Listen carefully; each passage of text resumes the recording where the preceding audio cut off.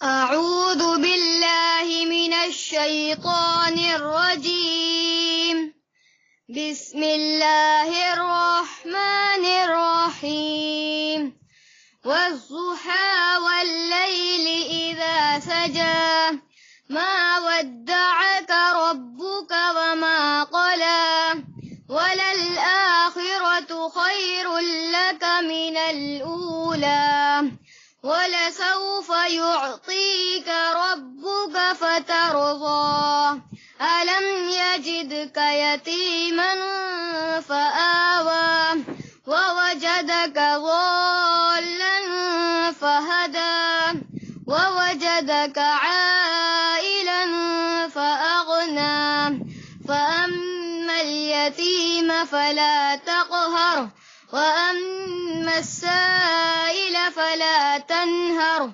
وأما بنعمة ربك فحدث صدق الله العظيم.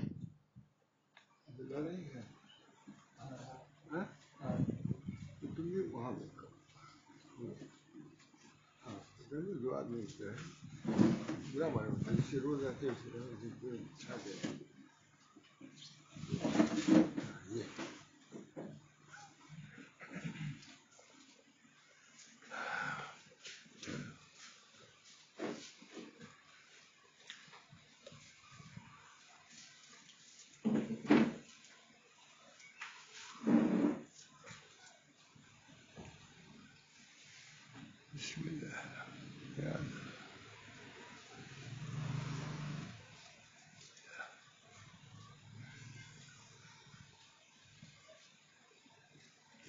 السلام علیکم ورحمۃ اللہ وبرکاتہ. نحمدہ ونصلی علی رسول الکریم. اما بعد. عن ابن مسعود عن ابن عمر رضی اللہ تعالی عنہ قال قال رسول اللہ صلی اللہ علیہ وسلم اذکروا محاسن موتاکم او کما قال علیہ الصلوۃ والسلام.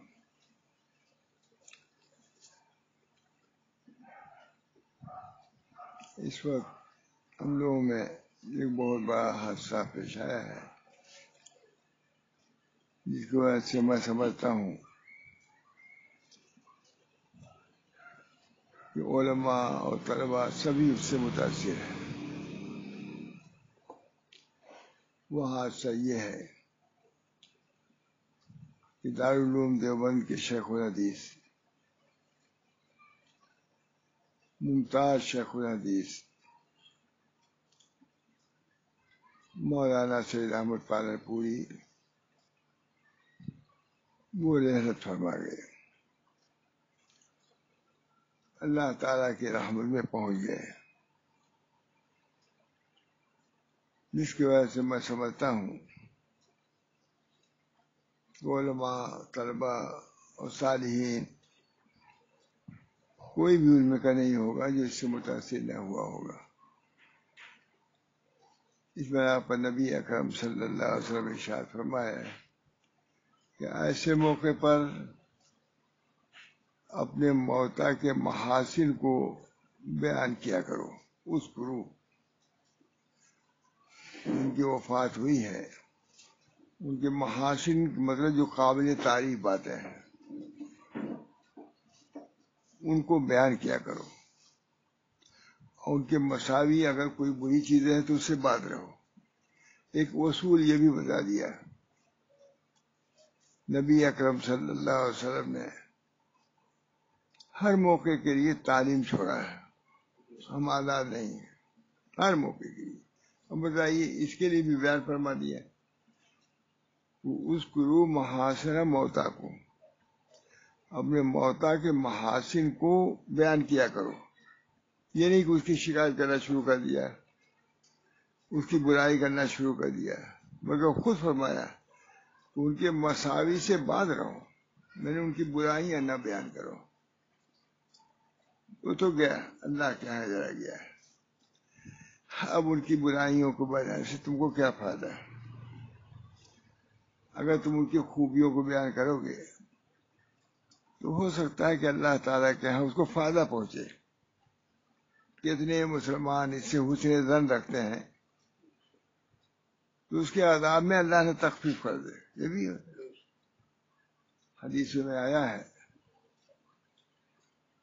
کہ جس کے جنازے میں اتنے لوگ ہوں، حدیثیں اللہ تعالیٰ مغفرت فرماتے ہیں سب کی ہے حدیثیں. چونکہ ہمارا دین کامل دین ہے، نبی اکرم صلی اللہ علیہ وسلم نے ہر موقع کے لیے تعظیم چھوڑا ہے. اب ہم جانیں یا نہ جانیں یہ ہمارا قصور ہے. اتنی موٹی کتاب ہے، مشکات شریف ہے، بھائی کتنے ہزاروں حدیثیں اس کے اندر ہیں. اور جب بھی ضرورت ہوتی ہے علماء اس کو دیکھتے ہیں، کھولتے ہیں اور مناسب تعلیم مل جاتی ہے. یہ حضور صلی اللہ علیہ وسلم کا یہ بھی بہت بڑا اعجاز ہے، بہت بڑا اعجاز ہے. جیسے قرآن پاک معجزہ ہے، اسے میں سمجھتا ہوں کہ نبی اکرم صلی اللہ علیہ وسلم سے ہر وہ بات کہلا دی گئی ہے جو ضرورت کی ہے. جہاں سے حدیثوں میں آتا ہے کہ ایک ملحد کافر نے کسی صحابی سے کہا کہ تمہارا نبی تو وہ ہے جو استنجا کرنے کا ڈھنگ سکھاتا ہے. انہوں نے کہا کہ بے شک سکھاتا ہے. لکھا شاہ صاحب نے یہ تو شریعت کے عمدگی سے ہے، شریعت کے صلاح اور کمال کی بات ہے کہ ہر چیز کی تعلیم موجود ہے. اس نے تو اس لیے کہا تھا کہ اس کی مذمت کی جائے کہ تو نبی استنجا کے ڈھیلے سے 3 ریت کرو، یہ کرو، یہ تعلیم جو دیتا ہے تو یہ مذمت کے طور پر اس نے کہا کہ ان صحابی نے چونکہ دین کو سیکھے ہوئے تھے، آج کل کی طرح نہیں، اس وجہ سے چونکہ دین کو سیکھے ہوئے تھے اس طرح کہا بے شک ہمارا نبی استنجے کا ڈھنگ سکھاتا ہے اور یہ کہتا ہے کہ استنجا جو ہے 3 پتھروں سے کرو، لید سے گوبر سے نہ کرو، ہڈی سے نہ کرو. اس وجہ سے تمہارے بھائی جنوں کی خوراک ہے. یہ تو تعلیم ہوئی. یہ چپ کر دیا. ایک صحابی نہیں، یہ ابو کا صدیق حضرت عمر نہیں تھے، وہ عربی ہو گئے، وہ بھی بیان کرنے والے بھی تھے. اعتراض کیا کافر نے تو فوراً انہوں نے جواب دیا کہ جو چیز تم قابل اعتراض سمجھتے ہو وہ چیز قابل بدہ ہے، تعریف کی چیز ہے. اس کو کہتے ہیں جواب علی اسلوب الحکیم، یعنی حکیم کے طریقے پر کہ جو اپنے اوپر جو چیز الزام ہے وہ دوسرے کو اوپر ڈال دیا ہے. بہرحال تو نبی اکرم صلی اللہ علیہ وسلم کے یہ دین کے کمال کی بات ہے کہ آپ کو ہر چیز اس کے اندر ملے گی. اللہ تعالیٰ نے سب نبی صلی اللہ علیہ وسلم کے ذریعے سے سب تعلیم کو عام فرما دیا ہے. ٹھیک ہے نا؟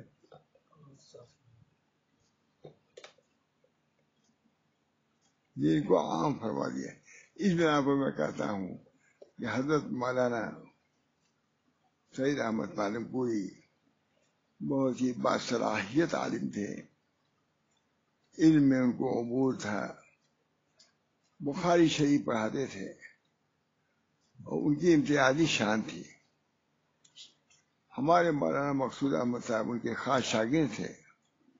بڑی تعریف ہے. ہم بھی تو نہیں پڑھے ہیں لیکن عبداللہ وغیرہ جو خالی رہتا تھا تو ان کے درس میں جا کے بیٹھ بھی جاتے تھے.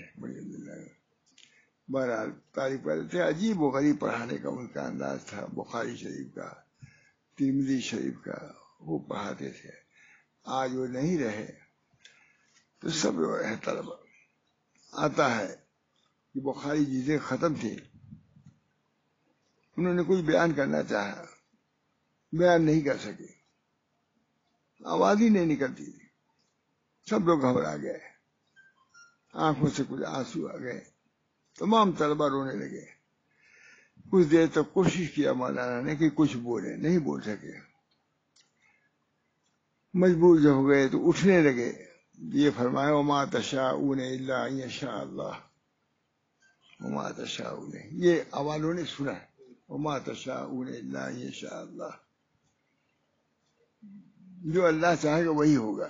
دیکھیے اس وقت بھی کتنی عمدہ آیت پڑھی وما تشاءون الا ان یشاء اللہ.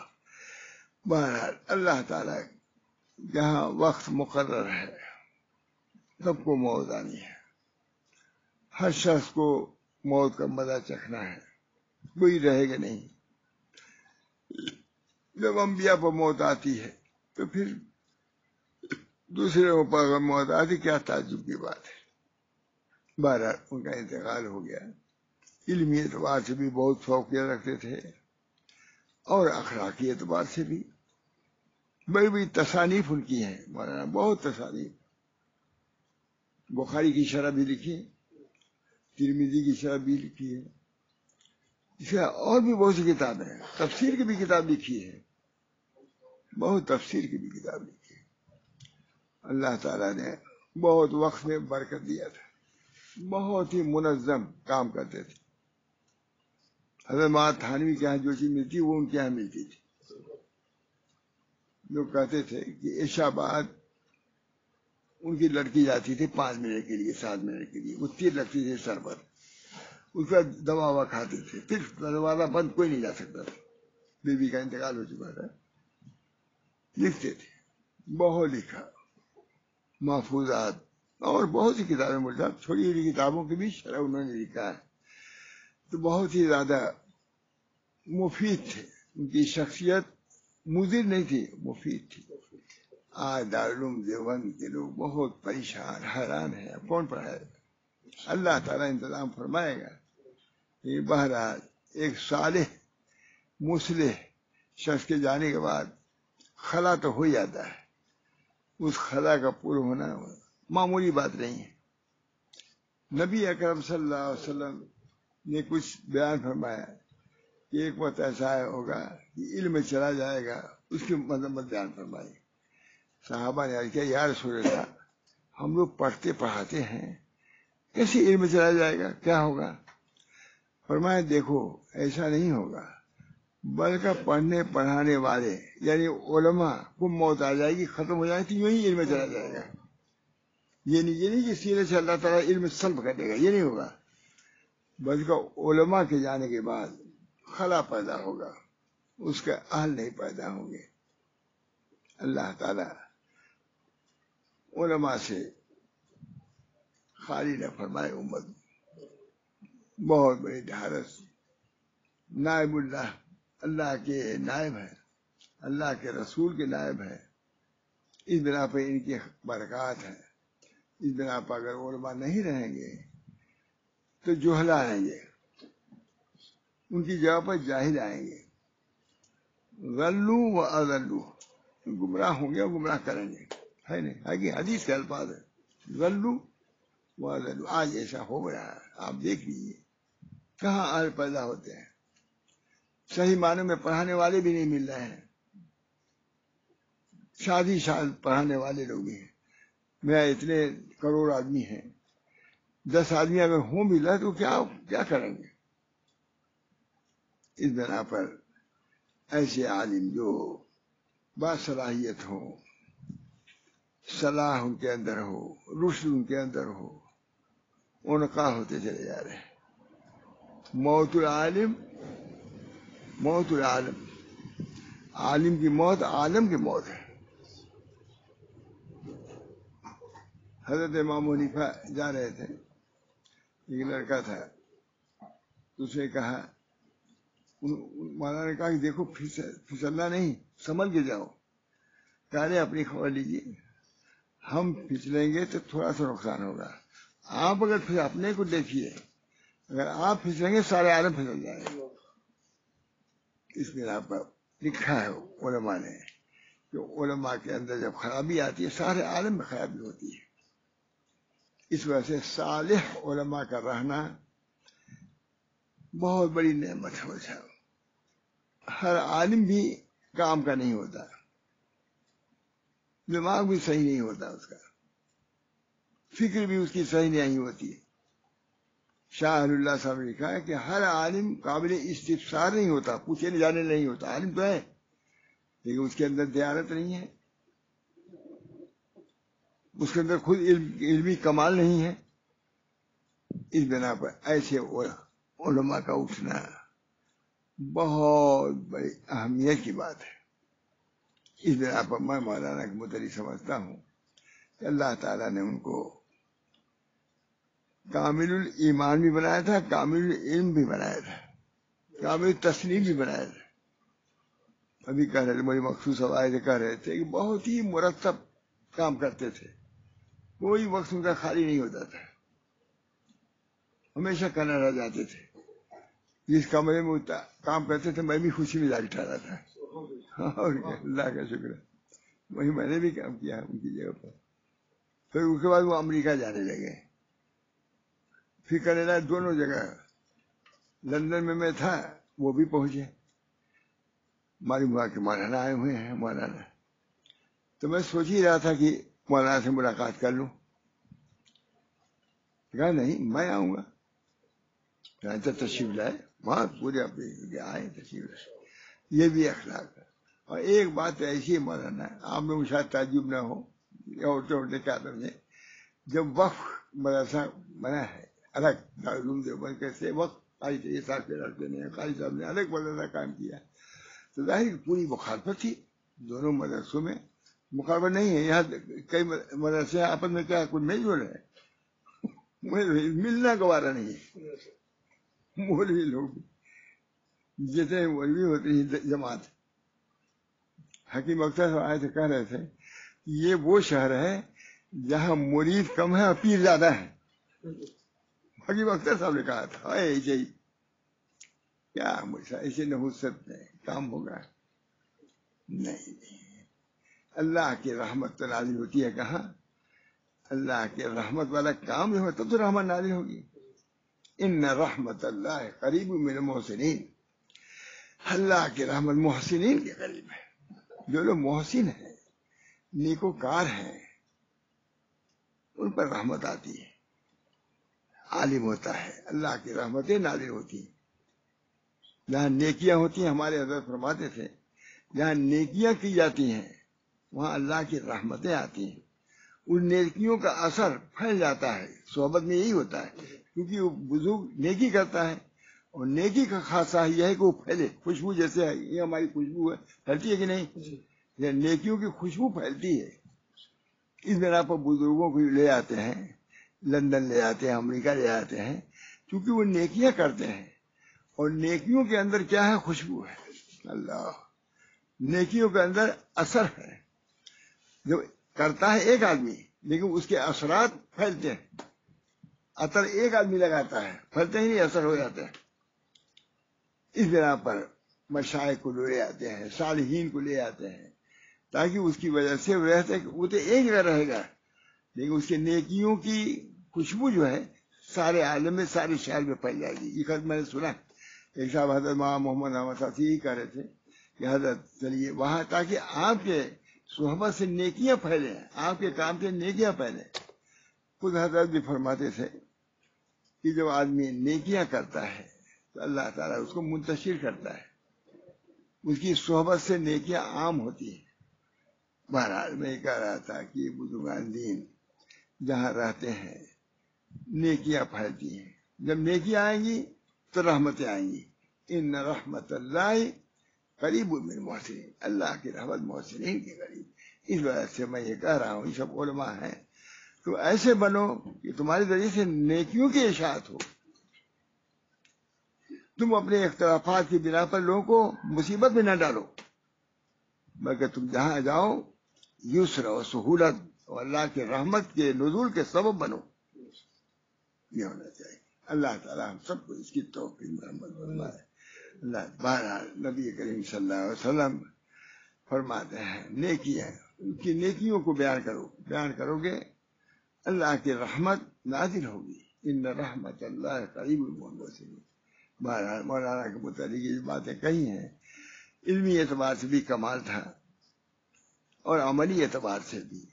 تو یہ میں کہہ رہا تھا کہ جب وقت مدرسہ بنا الگ سے دارالعلوم، تو میں گیا، میں چکائی طریق صاحب گیا تھا، تو صاحب بلائے، میں گیا. میں تو یہ کبھی اس مدرسے کو دیکھے بھی نہیں تھے مولانا. یہ الگ تھے، اصل دارالعلوم میں تھے، اور وہ نیا. جب میں گیا اس دارالعلوم میں جو نیا تھا، یہ مجھ سے ملنے کے لیے آئے. بڑی مخصوص صاحب کہہ رہے تھے کہ یہ بہت بڑی بات ہو گیا کہ کبھی اس مدرسے سے کہا مجھ سے خود کہ میں تو یہاں آیا ہی نہیں، کبھی دیکھا بھی نہیں کہ یہ کون مدرسہ ہے، کہ آپ کے ملنے کے وجہ میں آیا. یہ ان کی بڑائی ہوئی کہ نہیں؟ بڑائی کی بات. اللہ تعالیٰ نے ان کے اندر وسعت دی تھی، اور آج ہمارے مدرسے کی کتاب کے متعلق اتنا لکھا ہے مجھے، لوگ سرزر ہو گئے. میں تو اس کو سنا بھی نہیں سکتا، ورنہ کوئی سنا رہتا تھا آپ لوگ بھی خوش ہو جاتے کہ کیسا لکھا ہے ہماری کتاب کے متعلق. بڑی خوبیاں ہیں. ان کے لڑکے جو ہیں مجھ سے مرید بھی ہیں، میرے خلیفہ بھی ان کے لڑکے. ابھی آیا تھا، بہت رو رہے تھے اور کہہ رہے تھے کہ میرے ایک باپ تو چلا گیا لیکن آپ تو موجود ہیں، میں آؤں گا. یہ کہا، بہت بڑے درد سے کہا، سمجھے عبداللہ تو بڑے انداز سے کہا انہوں نے. یہی سے شروع کیا، مولانا میرا باپ تو چلا گیا ہے لیکن اس سے بڑھ کر کے آپ میرے باپ ہیں، آپ موجود ہیں، آؤں گا آپ کی مجلس میں اور اپنی اصلاح کروں گا، اللہ سے تعلق جوڑوں گا. میں عجیب انداز سے کہا بھائی، میں تو خود متاثر اسی بنا بھی کہہ رہا ہوں، اتنے تاثر سے کہا میرا باپ تو چلا گیا ایک بار لیکن آپ موجود ہیں جو میرے باپ ہیں. چنانچہ وہ آتے تھے، ان کے مولانا کی موجودگی میں وہ یہاں آتے تھے، رمضان میں کئی دن گزارتے تھے اور بڑے اعتقاد سے رہتے تھے اور کہتے تھے مولانا آپ کی خانقاہ ہم کو بہت پسند ہے. ہمارے پوری گزاری تلاوت ذکر، بہت قابل آدمی ہیں، اپنے باپ کے صحیح وارث بھی ہیں، سمجھیے تلاوت کرتے تھے. تو مجھ سے خود کہا کہ مولانا آپ کی خانقاہ ہم کو بہت پسند ہے، کیونکہ دوسری خانقاہوں میں ڈنڈا لیے لوگ کھڑے رہتے ہیں، پڑھو، یہ ایک مصیبت پوری رہتی ہے، پیچھے پیچھے ایک ڈنڈا لے کے آدمی کھڑے رہتے ہیں. آپ کیا پوچھیں جتنا جس کو پڑھنا ہو پڑھے سوئے، یہ اطمینان سے یہاں رہنا ہوتا ہے. کہا آپ کیا ہے ڈنڈا لے کے لوگ کھڑے نہیں رہتے، اور وہ خود پڑھنے کے لیے آیا ہے، وہ پڑھے گا، ڈنڈا تم کیا چلا رہے ہو. کہ مجھ سے کہتے تھے واہ مانا ان کے صاحبزادگان بھی باصلاحیت ہے. دعا ہم لوگوں کو کرنا چاہیے کہ اللہ تعالی مولانا کی مغفرت فرمائے، درجات عالیہ سے نوازے، اپنے خاص قرب و قبول سے مشرف فرمائے. مفسرین میں سے تھے، محدثین میں سے تھے، فقہاء میں سے تھے. انہوں نے اس پر امداد الفتاوی بھی کام کیا ہے، امداد الفتاوی پر بھی کام کیا تھا. انہوں نے فقیہ بھی تھے، اور اب ان کے ذمے کام ہوا تھا ابھی کہ عقائد پر کتابیں ہیں. اعلان ہوا تھا ابھی کہ عقائد دارالعلوم دیوبند پر کتابیں ہیں. کیونکہ انہوں نے اشارہ دیا ہے کہ جس کے پاس عقائد کے سلسلے میں کوئی ضرورت ہو دیوبند وہ ہو اس کے پاس تو ہمارے پاس بھیجیے. یہ اعلان بھی ہوا تھا. بہرحال بڑے آدمی تھے، اللہ تعالیٰ نے ان کو اٹھا لیا. اب یہ دعا کرنا ہے کہ اللہ تعالیٰ دارالعلوم دیوبند کو ایسی باصلاحیت عالم دے، باصلاحیت محدث دے، باصلاحیت مفسر دے کہ دارالعلوم کا جو ایک معیار ہے وہ باقی رہے، بلکہ وہ ترقی کرے. بس اس بنا پر دعا بھی کر لیجیے، سورہ فاتحہ پڑھ لیجیے، اللہ کو ان کے ایثار ثواب کے لیے تھوڑا سا اجتماعی دعا بھی ہو جائے. اس بنا پر سورہ فاتحہ پڑھ کے خود سارے قول پڑھ لیجیے. اس کے بعد جو میں دعا کروں اس کو آمین کر دیجیے. بسم اللہ الحمد للہ مالک یوم الدین غیر المغضوب علیہم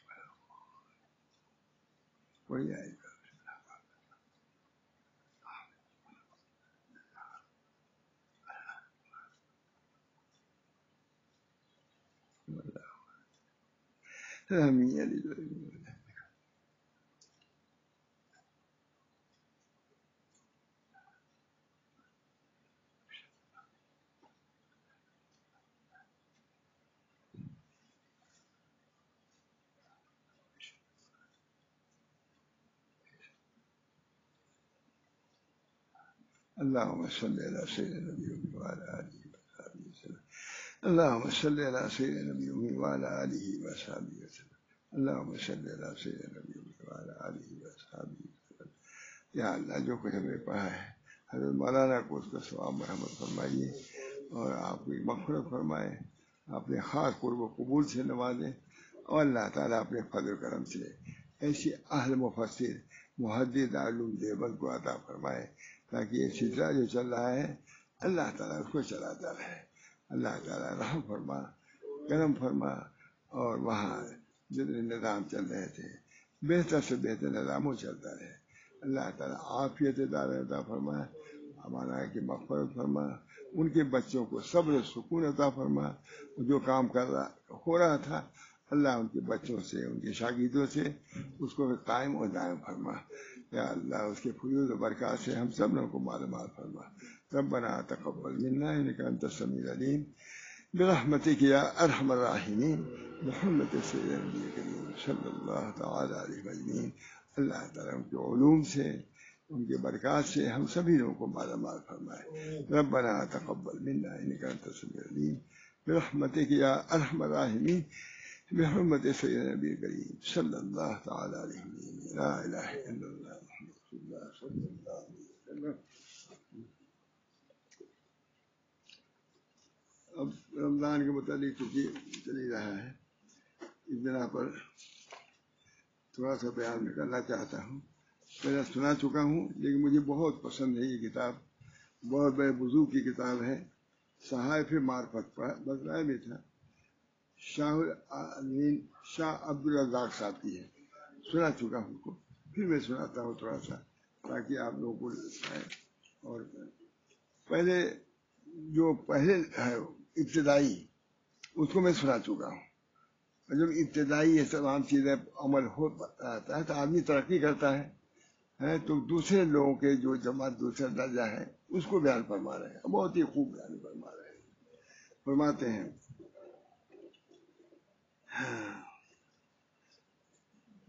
بچوں سنو، اب تجھے روزے عام کے بارے میں تو معلوم ہو گیا، جو اخیار کا روزہ ہے، ابرار اور اخیار یہ بھی ایک لوگ ہیں، اور اس کی فضیلت اور ثواب سے بھی تجھے آگاہی ہو گئی، پہلے یہ سنایا تھا، آگاہی ہو گئی کہ پہلے رمضان میں کیا کرنا چاہیے، ان سب چیزوں میں بتلا چکا ہوں۔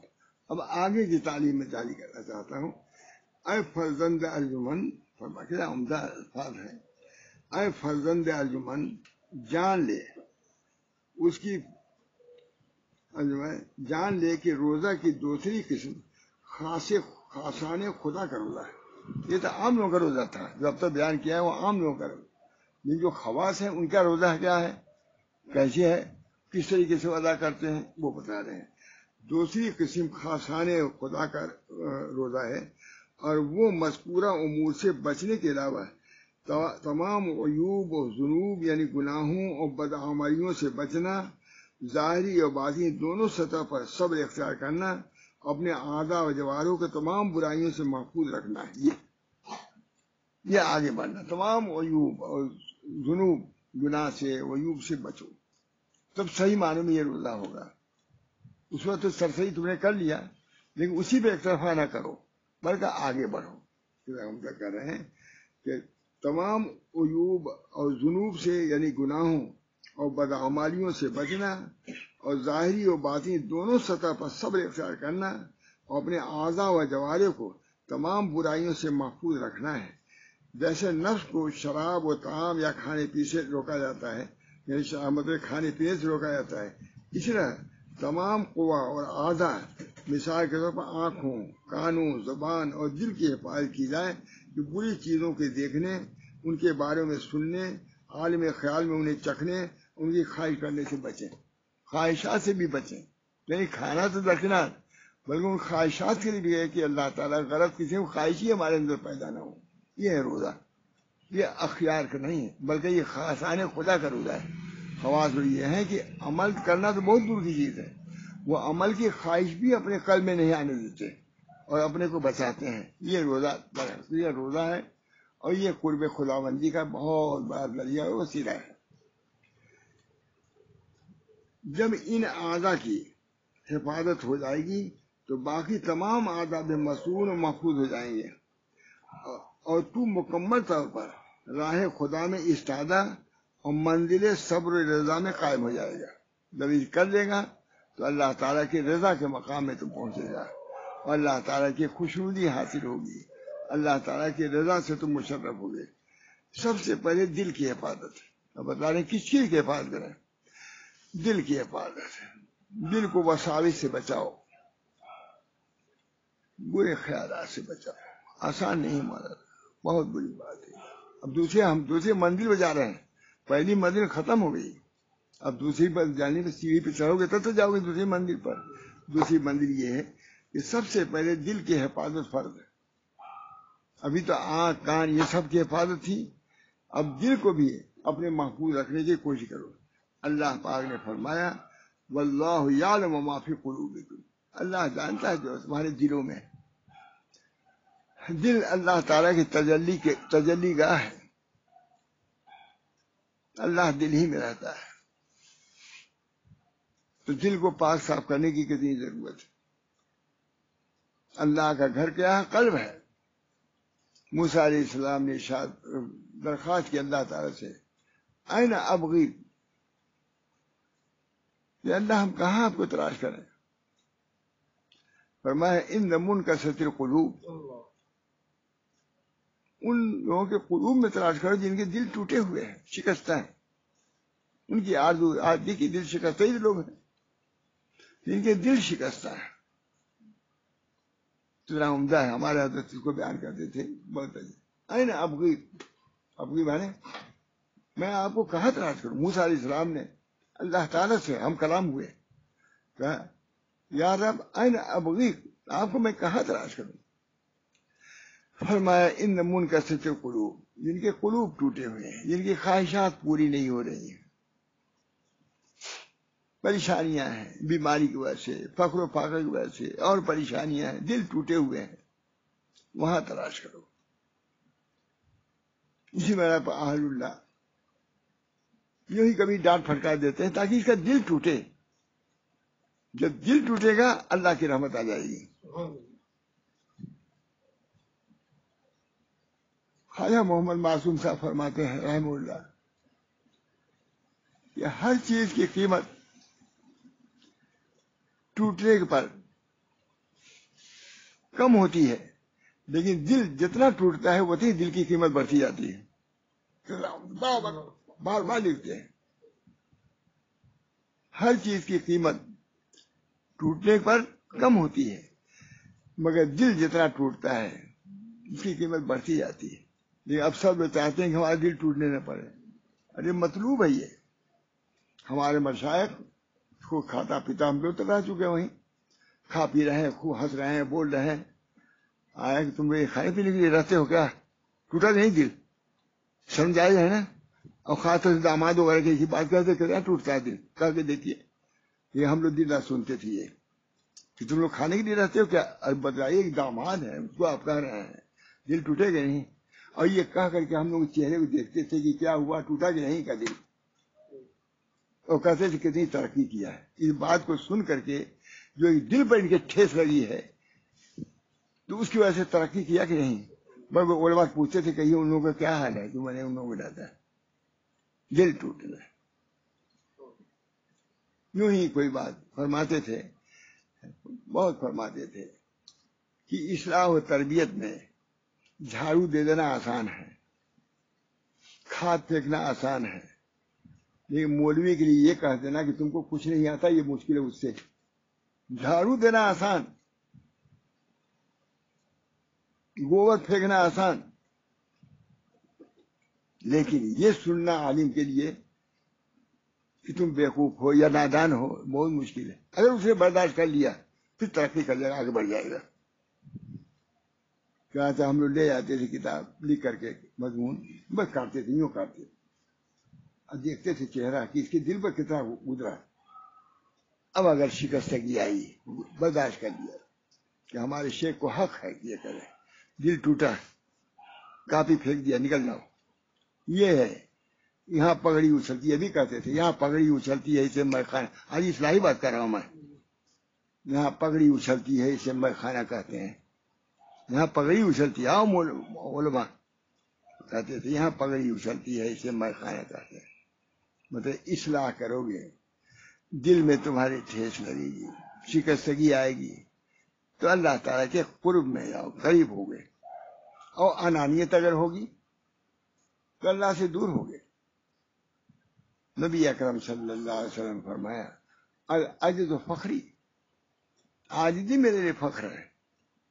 حضرت ابوبکر صدیق فرماتے ہیں کہ اللہ تعالیٰ نے اپنے لیے اپنے راستے کے لیے عجز کو ضروری کہا ہے. یہ بہت آسان ہے. اگر وہ کہتے کہ قوت لے آؤ تو کہاں سے لے آتے ہیں ہم لوگ قوت؟ عاجزی سب اختیار کر سکتے ہیں. نبی بھی اختیار کر سکتا ہے, ولی بھی کر سکتا ہے, بادشاہ بھی کر سکتا ہے عاجز. جہاں تک سیدنا رفاعی غالباً فرماتے ہیں کہ سب لوگ اپنے اعمال کو لے کر کے اللہ کے دروازوں پر کھڑے تھے. یہ بندہ نالائق عاجزی لے کے گیا اور ایک راستے سے آئی اور راستے سے خدا تک پہنچ گیا. لوگ دروازے پر رہ گئے. عاجزی یہ طریق ہے, خاص طریق ہے, مجدد صاحب کا طریق ہے. نقش بندی ہے اپنے کو مٹانا. جس نے مٹایا اپنا نام و نشان, ہفتے اقدیم کا بڑا سلطان. یہ طریق کیا اپنے مٹانے کا ہے. کیا اپنی خواہشات کیا ہے؟ اللہ کے خواہشات پر مٹا دو اپنی خواہشات کو. نیستی بودی گربلا نیستی آئینہ ہستی باشد نیستی آئینہ باشد آئینہ نیستی بودی گربلا نیستی آئینہ ہستی چباشد نیستی نیستی بودی گربلا نیستی. یہ طریق ہمارا ہے. اپنے کو جھکاؤ گے, من تواضع للہ رفعہ اللہ. یہ میں طریق بیان کر رہا ہوں. رمضان طریق کے تقویٰ تک پہنچانا ہے تو تقویٰ والا راستہ اختیار کرے گا تب تو تقویٰ تک پہنچو گے. بھائی رمضان کے لیے اس لیے روزہ ہے تاکہ تم متقی ہو جاؤ. تم متقی یہیں ہو جاؤ گے. کیسا کیسا امتحان ہوتا ہے صحت مند کے لیے, یہاں جاؤ وہاں جاؤ, تب ہوتا ہے کہ نہیں سب صحیح ہو گیا اب جاؤ, اور ذرا سے کیسا رہتا ہے روک دیتا ہی نہیں. رمضان کے اندر بھی جانچ ہوتی رہتی ہے ہر وقت. یہ بندہ روزہ رکھ رہا ہے لیکن اپنے نفس کی کتنی اصلاح کر رہا ہے. یہ ہے اللہ تعالیٰ. یہ رمضان ہے. رمضان مجاہدے کا مہینہ ہے, تقویٰ کا مہینہ ہے. جتنا اپنے کو جھکائے گا, جتنا اپنے کو مٹائے گا, اللہ کے ہاں اتنی بڑا مقام پائے گا. ہمارے اندر فرماتے تھے کہ عجیب بات ہے کہ دنیا میں کوئی منصب ملتا ہے تو اس کا اظہار کرتا ہے آدمی. ہم تحصیلدار ہو گئے, ہم کلکٹر ہو گئے, اور وزیر ہو گئے تو پوچھ ہی نہیں کیا کیا کرتا ہے. لیکن اس راستے میں جتنا مقام ملتا ہے اتنی اپنے کو مٹاتا ہے, وہ جھکاتا ہے. نبی اتنی جھکاتا ہے اپنے کو. ایک بڑھیا آئی حضور کے سامنے کانپنے لگی. بڑھیا کانپنے لگی. حضور نے فرمایا یا مسکینہ علیک بالسکینہ, اے مسکینہ سکینہ اختیار کرو. میں وہی ہوں جو خشک روٹیوں پر بکریاں چلایا کرتا تھا. بتلایا اس کو یہ تسلی کے لیے, گھبراہٹ کو دور کرنے کے لیے. کوئی وزیر اعظم کہے گا اس کسی کی بات, جبکہ دونوں جہان کے بادشاہ تھے. لیکن کیا کہہ رہے ہیں, یا مسکین ہے ارے کہ بھی سکین ہے. ایک بوڑھی عورت, یہ تھا دین, یہ ہے نبی کی تعلیم. بوڑھی عورت ہاتھ پکڑتی تھی اور گلی میں لے آتی تھی, دیر دیر تک حضور سے اپنی بات کرتی تھی. لیکن حضور صلی اللہ علیہ وسلم کو گوارا نہیں ہوتا تھا کہ اپنے ہاتھ کو ہٹائے. یہ ہے تعلیم نبی کی, جس سے علماء بھی واقف, بلکہ اس کی الگ. نیستی بوری گرب رہ نیستی, نیستی اختیار کرو. اپنے کمالات کی نفی کرو. ایک وقت ایسا رکھو کہ اپنے علمی کمالات کی نفی کرو, عملی کمالات کو نفی کرو. جتنا نفی کرو گے اتنی اللہ کے یہاں پڑھو گے.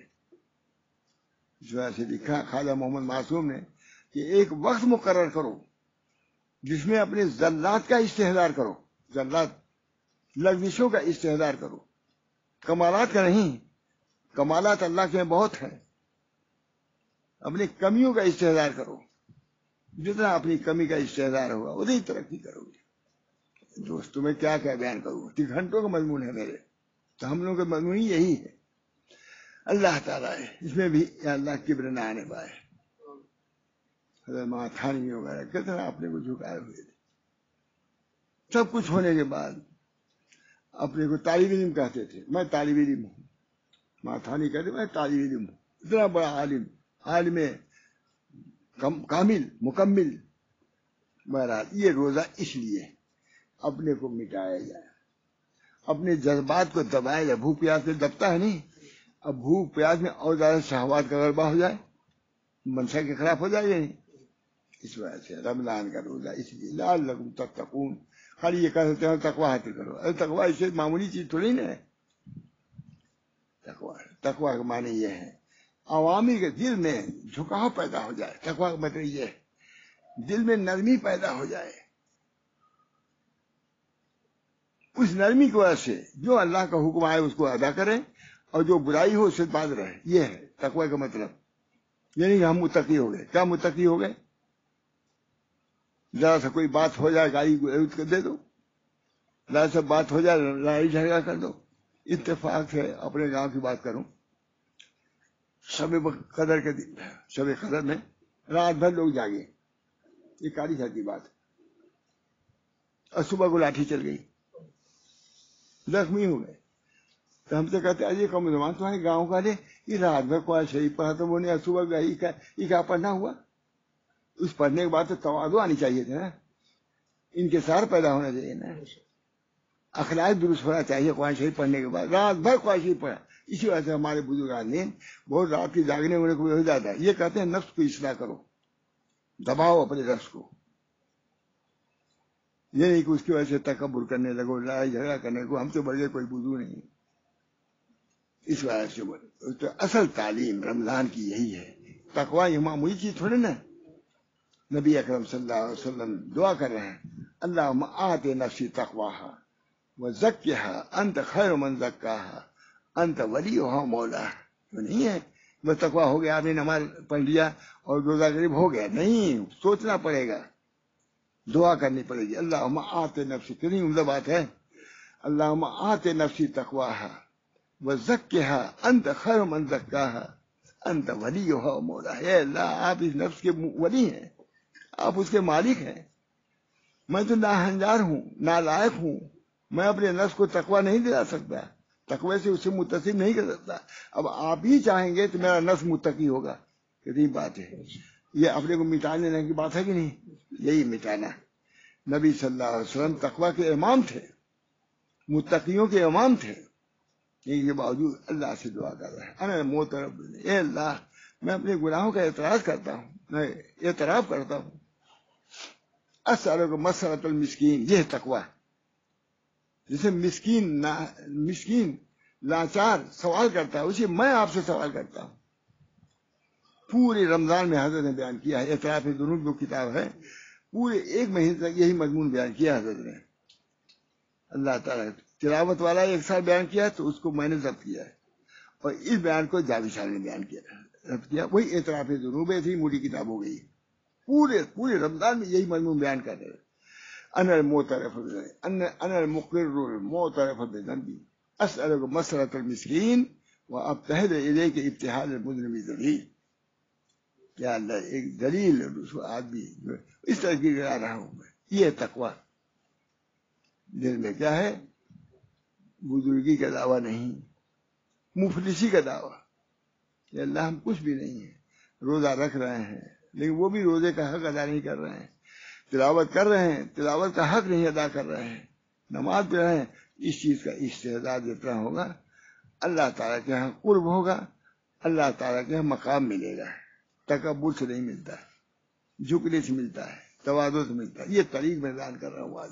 اللہ تعالیٰ ہم کو بھی توفیق دے. بہت دیر ہوگی, اللہ ہم کو بھی توفیق دے اصل طریق پر چلنے کی اور اصل طریق کو سمجھنے کی. جتنا اس چیز کو سمجھے گا اتنی اللہ کا قرب اس کو حاضر ہوگا. اللہ تعالیٰ کے قریب وہی دل جائے گا جس کے اندر تواضع ہوگا, جس کے اندر انکسار ہوگا. تو کیا فرماتے ہیں واللہ یار, کہتے ہیں وہ سب جو تمہارے دلوں میں, دلوں کی حفاظت کرو. کیا کریں؟ واللہ یار معافی. سب سے پہلے دل کی حفاظت فرض ہے. دل میں کبر نہ آنا چاہیے. دل میں کیا ہے؟ تواضع آنی چاہیے. جتنی تواضع آئے گی, جتنی نیسی آئے گی, اتنی اللہ کے قریب ہوتے تم چلے جاؤ گے. اس وجہ رمضان کا فریضہ یا وظیفہ کیا ہے؟ تقوی حاصل کرنا. اور تقوی کہاں تھا؟ قلب میں ہوتا ہے. نبی صلی اللہ علیہ وسلم فرمایا التقوی ہاں ہونا، تقوی یہاں پر ہے. اس کی نگرانی کرو، دل کی نگرانی کرو. دل جتنا متقی ہوگا، جتنا پاکیزہ ہوگا، اتنی اللہ کے قریب ہوگا. اللہ تعالیٰ، بہت دیر ہو رہی ہے، اللہ تعالیٰ مجھے بھی اس تقوی کے حصول کا شوق اور ذوق پیدا کر دے، حوصلہ پیدا کر دے کہ ہم روزہ رکھ رہے ہیں. یا اللہ رمضان تک جاتے جاتے بقول ہمارے حضرت کے مقام جاتے جاتے دولت حاصل کر لو، بات نہیں. اور اگر یہاں اس وقت حاصل کر لو گے تو سال بھر تمہارا حاصل شدہ چیز رہے گی، اور نہیں تو کچھ بھی نہیں. اس بنا پر ہم لوگوں کو سب سے زیادہ امت ہماری ہے، ہم کو زیادہ چاہیے. اللہ مجھے بھی توفیق دے اور آپ لوگوں کو توفیق دے کہ رمضان کا جو تحفہ تقوی ہے، اللہ ہم سب لوگوں کو تقوی سے متصف فرما دے. ہم کو، ہمارے بچوں کو، ہمارے مریدین متقین بغیر سارے مسلمانوں کو اللہ تعالیٰ تقوی کی دولت سے مالا مال فرمائے. اور جو پریشانیاں ہیں اس رمضان شریف کی برکت سے پریشانیوں کو دور فرما دے. اللہ ہر قسم کی عافیت عطا فرمائے. اور یہ بیماری جو ہے، اس بیماری سے بھی نجات دے. اس کے علاوہ اور جو پریشانیاں ہیں یہ رمضان کے برکت سے پریشانیوں کو دور فرما دے. اپنی رضا سے، خوشنودی سے ہم سب سے، یا اللہ سارے عالم سے، سارے لوگوں سے اللہ تو خوش ہو جائے. اور اللہ تعالیٰ خوشحالی اور تمام جو چیزیں امت کے لیے مفید ہوں اس سے مشرف فرما دے. نبی اکرم صلی اللہ علیہ وسلم کیونکہ آپ رحمت للعالمین ہیں، تر ہوئی باران سے سوکھی زمین، یعنی آئے رحمت للعالمین. کہتے ہیں دنیا رحمت کا ابر بن کے جہاں بھر میں چھائیے، یہ ہونا ہم کو. رحمت کا ابر بن کے جہاں بھر میں چھائیے، عالم یہ جل رہا ہے برس کر بجھائیے. اللہ ہم سب کو اس کی توفیق دے. وآخر دعوانا ان الحمدللہ رب العالمین. اللہ تعالیٰ عافیت دے، صحت دے، ہم سب لوگوں کو خیر و برکت سے مالا مال فرمائے. ربنا تقبل منا انک انت السمیع العلیم برحمتک یا ارحم الراحمین بحرمت سید نبی کریم صلی اللہ تعالی علیہ وسلم. لا الہ الا اللہ. دو مضمون ہو گیا تھا، دیر ہوگا.